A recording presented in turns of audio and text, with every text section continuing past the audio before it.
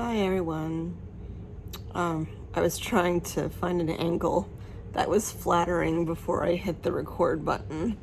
And I'm like, how do I get rid of this little line here where it looks like I just have neck and chest and no chin? And then I realized that I just don't really care. Right now I have bigger fish to fry than to worry about that. And I'm really tired. So today is today's Tuesday, whatever it's day, it's 70 something.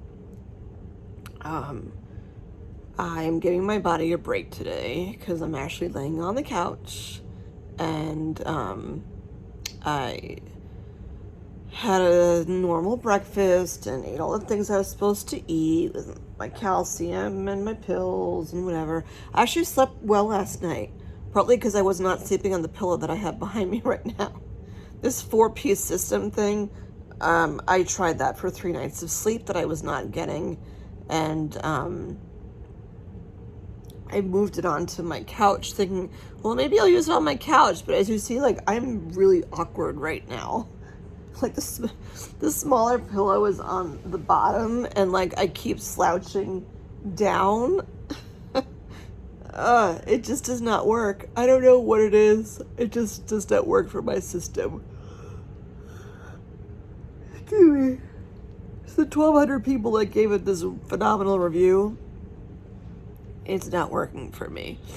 My neck is just like, where do I put it? Like, there's nothing there to support my neck. You can see the contour here is like, the neck should be up higher, but that's not how I sit if I have the lumbar pillow where it's supposed to be. So this will be, I don't know, I'll give it one more day, and then I'm probably going to end up returning it. Anyway, so today I'm giving my body a break because I know I've been doing a lot, and by a lot I just mean like chores around the apartment. I don't think I mentioned this yesterday. I sat in my car yesterday. Did I talk about this?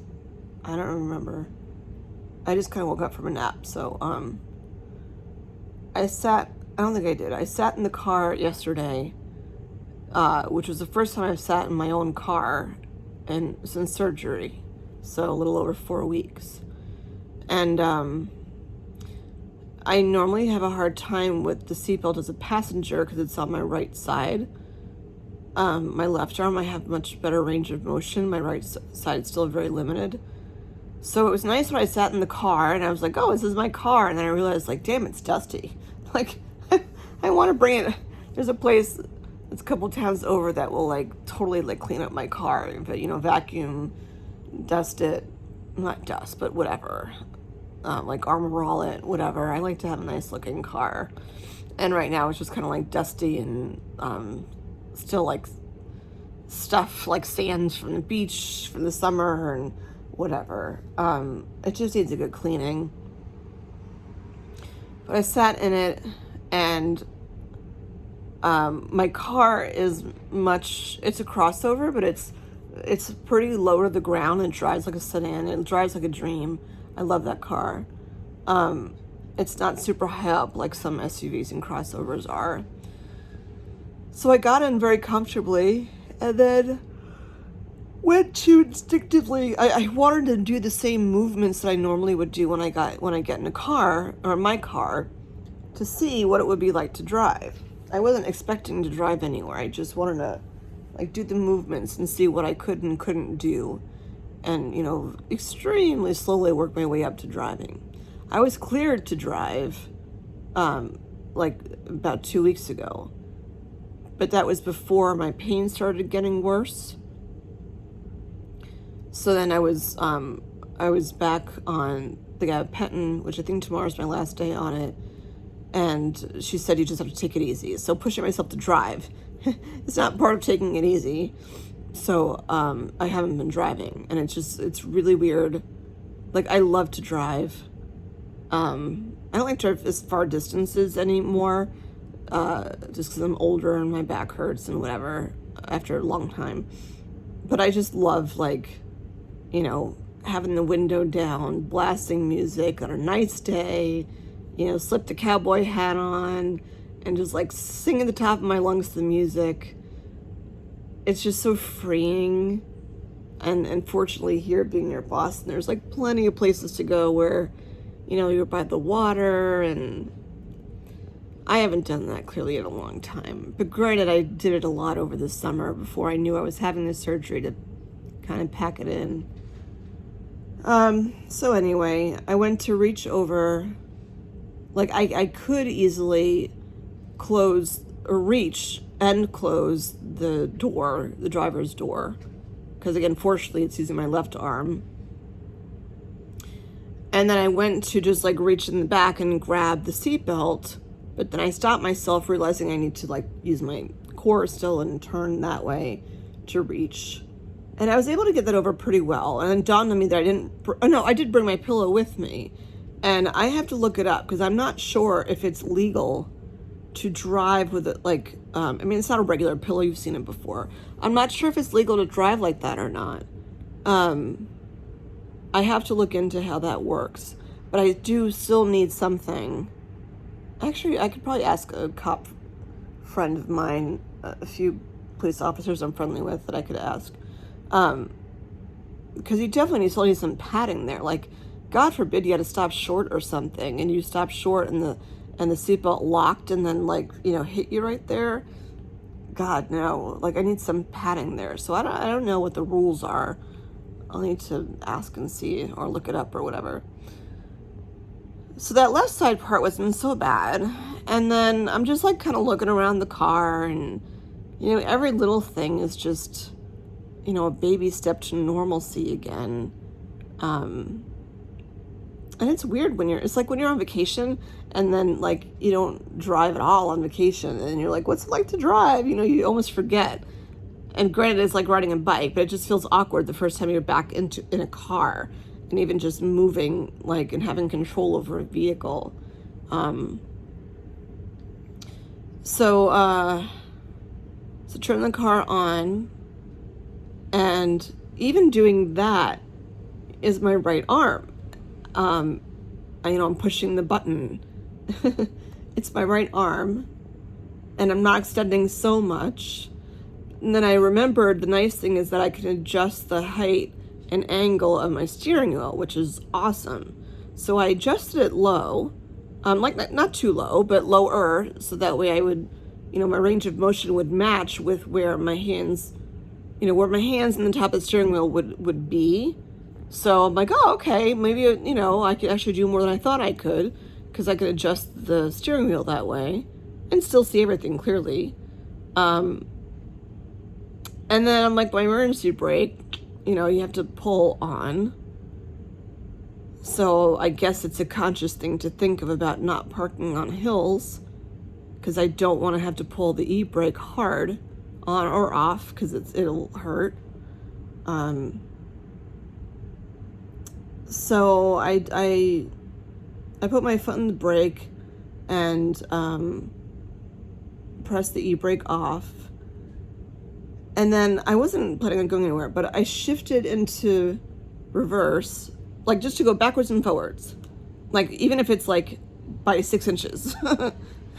Ow. So I put the car in reverse, and the physical act of, my gear shift is on the, in the middle between the two seats, of pressing the button and shifting the gear shift from park to reverse hurt. And I'm like, damn it. And then I just eased off the gas a little bit, or eased off the brake a little bit to, of course there's a weed whacker going as soon as I start vlogging. I eased off the brake a little bit and started going backwards, and then stopped, and then went to turn. Seriously? Ugh. And then went to turn. That's so annoying. Ugh. This is why they have on-air signs places. Just bear with me a second. Well, now I get to see all of it, and I can even get my tripod. Ugh! Use your core. Ow. Seriously, man. I was laying so comfortably. Ugh. don't need a weed whacker going.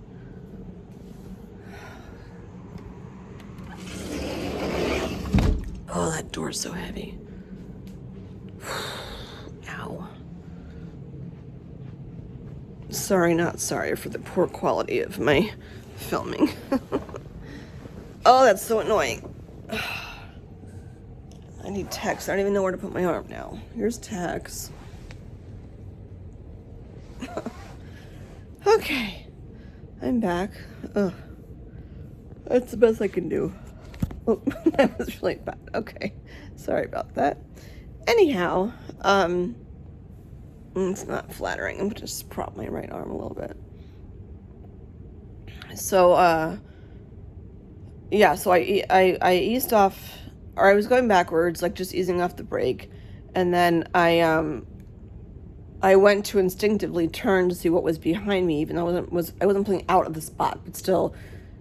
And when I turned, over my shoulder to look at my blind spot, what was behind me, I couldn't turn enough. I'm doing the neck rolls and the shoulder stuff, but I'm not doing any. And of course, my cuckoo clock is going up. I don't realize the time when I just like start these. Whatever. I did shut the music off in the cuckoo clock because it was driving me nuts. Anyway, I went to turn left, and there was such a stretch when I turned left to look over my side, but you're not just looking left, you're looking somewhat behind you. And it's a movement that I haven't done, clearly because I'm not driving, but it's not part of my PT exercises that they showed me at the time, about that, movement to the side like that, where I'm kind of twisting my torso, which I guess, as I say that out loud, makes sense, because I would think twisting your torso is like, level 400 of classes or something. And then I just got frustrated because I'm like, I'm not gonna, whatever. I put my foot in the brake, realized I couldn't do it. Shifted back into drive, which that hurt. Eased up the whole 6 inches, back into the parking spot, put the car in park, put the e-brake on. I was like, damn it. Like, I can't even go 6 inches back. And, like, I like to drive. I remember thinking before the surgery happened, when I found out about all this stuff, and I think when my son passed his road test, I was thinking, I think it was after he passed his, well, no, because I knew I had cancer at that point. I remember wanting to rent a car just for like a day and like rent like an Audi convertible or something and just go for a ride. Like I used to live like where I was surrounded by water, whereas like, a beach was 20 minutes away, like all the time. And there was a highway that ran like right along the beach for, I don't know how long it was. It seemed like at least a half an hour, but I was younger, so it probably wasn't that long. But I remember just like getting in the car if I was stressed out and just like driving along that highway and just seeing water on like both sides of you. And it was just like, window down. I don't even know if I'd have the music on. I probably did. But just like the smell of that beach air, like all of that. This is such poor video. Right here. Oh, I'm going to do this. And it was just so relaxing. And I want to be able to do that. And I just, my body's telling me that I can't. But I tried. It was a baby step. I tried. And now I know. And I also, I guess, know what works and what doesn't work and what I would need to eventually get to be able to do, because I'm not going to drive not safely. I have a follow-up with plastics in 2 weeks, I think. What's today? In 16 days. Yeah, so about 2 weeks. And I'll ask that too, because at that point I'll absolutely be 6 weeks out. Maybe I'll message them first, because I would like to. They said that they don't usually start physical therapy until 6 weeks out. I'm not quite sure why they started physical therapy with me, like, when I was home. Maybe it's just a different kind of physical therapy, because it's most like physical therapy to get things moving and have you not be stiff, but not to the point of, like, really pushing yourself. And same thing as to why you need occupational therapy, like, for stuff like, how do you do laundry? How do you unload the dishes? All the ways that I like the Council on Aging bag that I got. How to use a microwave when you can't really reach all the way, and I have my Wii balance board there. One really cool thing I realized when on that Council on Aging video that I did, I was fixing the valance on my, well, it's not really a valance, it's like a piece of material that I have, like, scoopied over my window. There's probably a word for that, and I'm just not wording right now because I'm tired. When I was adjusting it, I realized that that stick that I showed you, it looked like a grabber, and the end of it was pretty narrow, and it had that metal, like, screw, which I still don't know what the screw is for. It's magnetic on the end, because when I was adjusting the curtain, all of a sudden, like, it got stuck, and I'm like, oh, it's magnetic. So if you had to pick up something magnetic, I don't know what that would be, but it's magnetic, so that's kind of cool.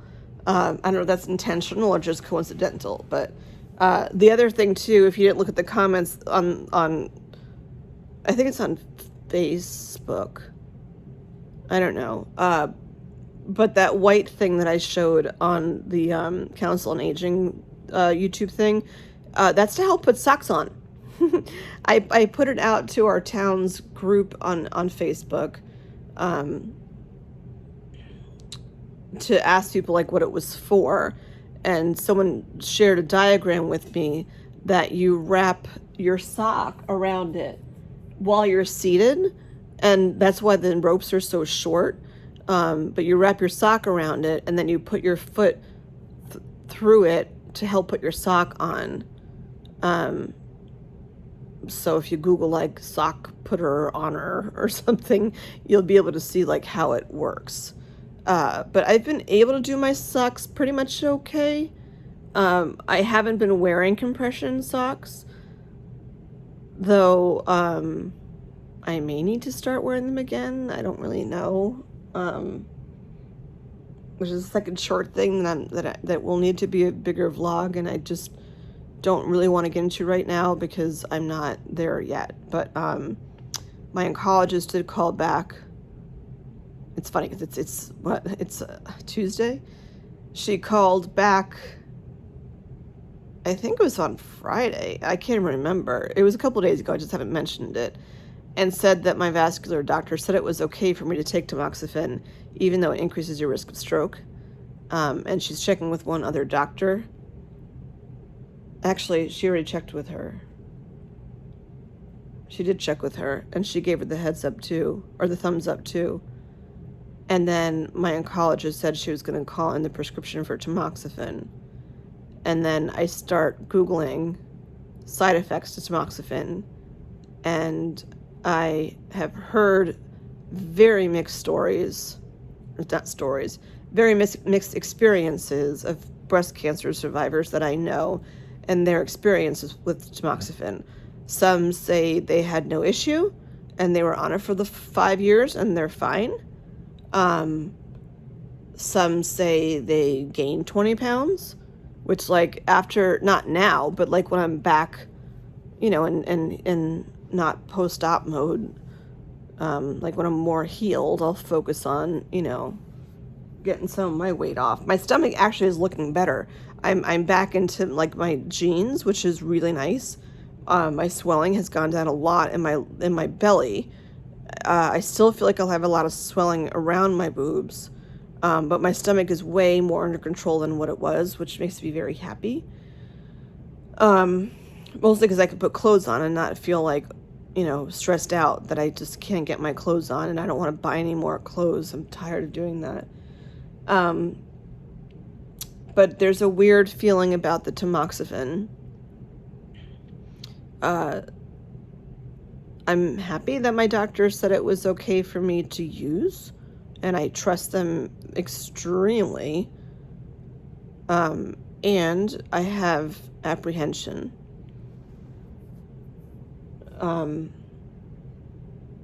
For several reasons. And if you look up what side effects are, you'll see why people have apprehension. But I also have to remember that, like, everybody is different. Like, body, like, everyone's, personal body is different, and everyone's journey of their cancer treatments are very different. So just because something happened to one person doesn't mean it's going to happen to me. I won't know until I take it. And I know that the benefits outweigh the risk. But I never got a text saying that the prescription was filled. And I'm not driving, so I can't go to see if it's done or not. I could text my friend who's a pharmacist at the place where I go and ask her if it's sitting there waiting for me. But I don't want to go pick it up. I don't want to go pick it up. I did, like, I'm not being like a 4-year-old toddler about it. Like, I'm being proactive, and I did reach out to my oncologist, and I asked her if I could have a phone call with her to talk about my concerns with taking it. So I'm going to follow up with her tomorrow. You can just have a phone call. I don't need to, like, have a real appointment with her. But I think if I talk to her about my concerns, it'll make me feel better as to starting. Because, like, she knows all the moving pieces of my body to know what she thinks I could expect for side effects, and not just look at the, the reputable sites online that I'm looking at. But still, like, she knows all the moving pieces to my body, and she would know best what I could experience. But it's a weird chapter because it's starting another chapter with, post-surgery treatment. Another example of why it's a marathon and not a sprint. The good part of the marathon that I'm hitting now is that my boobs didn't hurt this morning. I slept with my regular pillows and not this thing. And I slept like 3 hours and then got up. Was up for like an hour and then fell back asleep, and then I think I slept for like 4 hours. So that's the most sleep I've gotten in several days. And I did go walking this morning. Had a really nice walk with a friend. I had I had a pumpkin spice latte, which is such a, like, cliche suburban mom thing to do. But I'm like, you know what? She's like, can I pick up Starbucks? I'm like, yes, you can get me a suburban mom pumpkin spice latte with 2 pumps, because I'm the kind of person that orders from Starbucks now and has my modifications. They put 3 or 4 pumps, and that's a lot of sugary crap. Anyway, I always cut down the number of pumps. And it usually really bothers my stomach, and it didn't bother my stomach at all. And I'm like, oh, that's interesting. I don't know if that's good or bad or whatever. I've been eating healthier. I had, I'm eating healthier yet. I had 3 chocolate chip cookies a little while ago. But I did have a salad with very healthy things in it. And then I had quinoa and beans and other good-for-you stuff. So I feel better because I'm eating more like myself. Except for the cookies, but what are you going to do? But yeah, I'm feeling weird about the whole Tamoxifen thing. It's a marathon, not a sprint thing. Oh, what I was getting to is that, like, I wasn't in pain this morning when I got up. I mean, there's still the pressure there. They still feel heavy, but I feel like the anvils are maybe, like, I don't know, 15 pounds to 20. And the bottom is becoming more, like, if I touch it, it's not hard as a rock anymore. It is softening, which is good. Every time I shower, more of the adhesive comes off.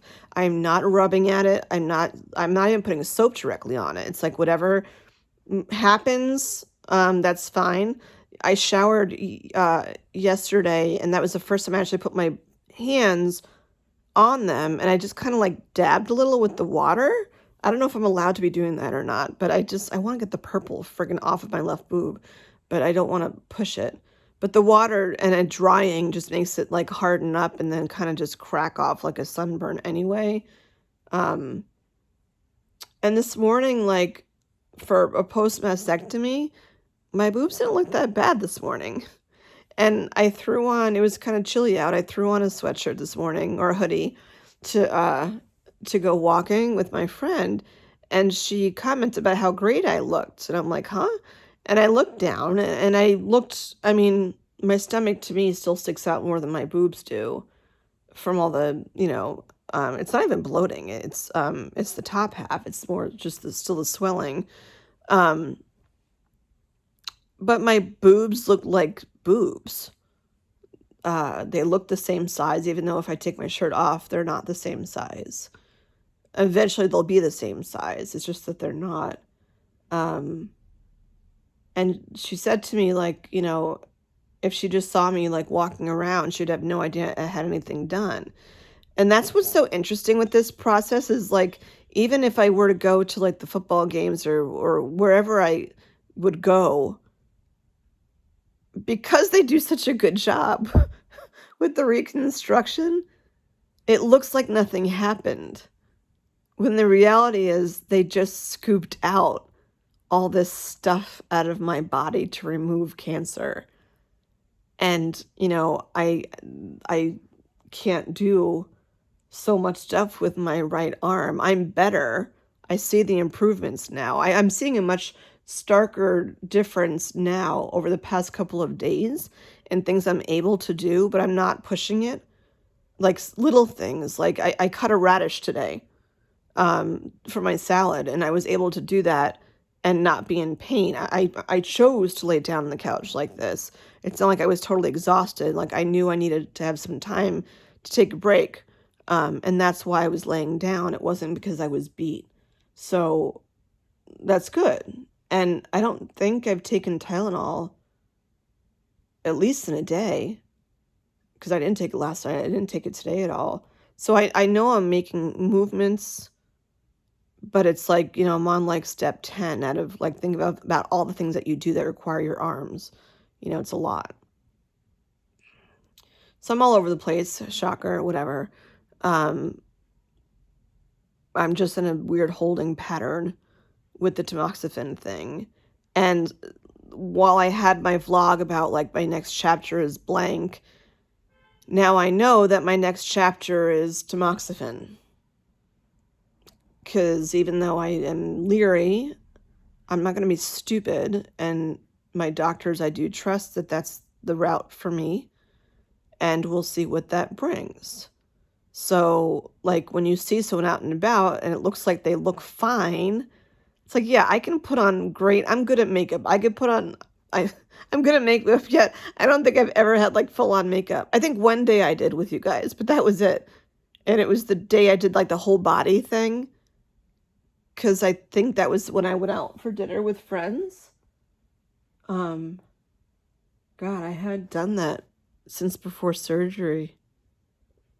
I haven't gone out for dinner with friends in over a month. That sucks. I'd like to do that. I mean, I've seen people one-on-one, but like I also wasn't immunocompromised back then either. This COVID thing is so freaking annoying. Anyway, but like you look at me and like, I could have my hair done up, whatever. I could have super awesome makeup on. I can be charming and I can have nice clothes, but that doesn't take away from the fact that underneath what was done internally, you can't see. It's that faith thing again, the non-religious one, but faith that like you can't see it, but You have faith that all your blood cells are doing what they're supposed to do to fix yourself, and nobody else can see that. You can't see that either. But just because someone looks good doesn't mean that their insides match their outsides. And that comes into play with a lot of different areas. So yeah, I ordered a new coat. As it's getting colder out, I have like nice winter coats, but there's no way that they'll close over my bust. There's no way.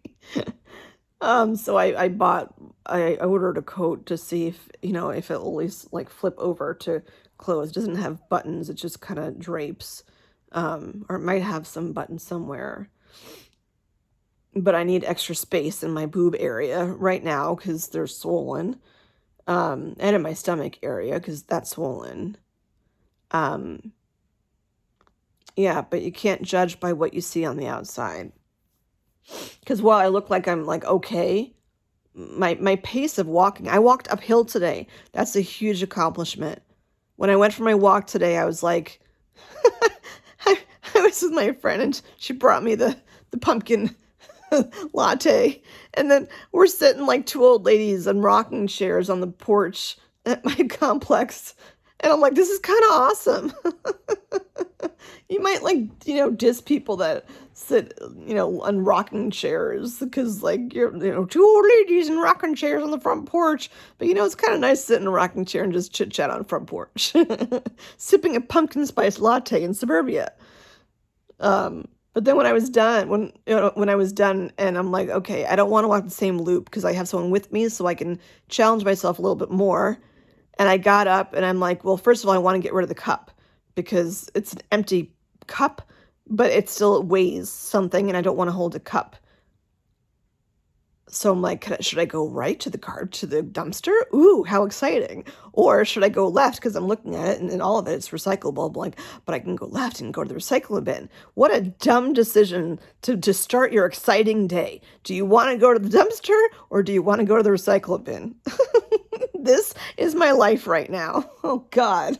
So I chose the recycling bin. But then I went for a walk around a different area where I live. And there was a hill that I remember vlogging about when I said I couldn't get up it. And I stopped and turned around and went back the same direction. And I got to the base of that little hill and I'm like, you know what? I'm not huffing and puffing. I'm able to talk while I'm walking. So let's try. And we're not talking about like a steep hill here at all. It's just like there's a hill. So I walked up the hill and I did pause halfway up, just realizing that I didn't need to pause. I just paused like, hey, look, I'm halfway up the hill. And I look back and I'm like, that's kind of cool. Because when I look back down, I'm like, I wasn't able to do that. Even like it was probably a week, 10 days ago, I think. I wasn't able to do that. And look, now I can do that. So I know my body is healing. And then I walked up the rest, and after that it was all downhill, which was nice. But then, of course, like when I'm done, I walked to my door and had to lean against the post because at that point it was very hard to walk and talk. And then, once my body's telling me, go lay down, sister. So, I stopped the conversation, like, gotta go lay down. Body's calling. And that's what I did. All right, so I'm going to continue resting. We'll see what happens with the oncologist tomorrow. But now I know that's the next chapter. So don't assume that things are great. Because if I have side effects, you might not see those either. Even though I might have a nice jacket and shoes on. So we'll see. I have to kind of clear my head to be a little bit more open-minded about the meds that they could be fine. Like when I found out about the FMD and I was all like, oh my God, what am I going to do? I'm going to die, blah, blah.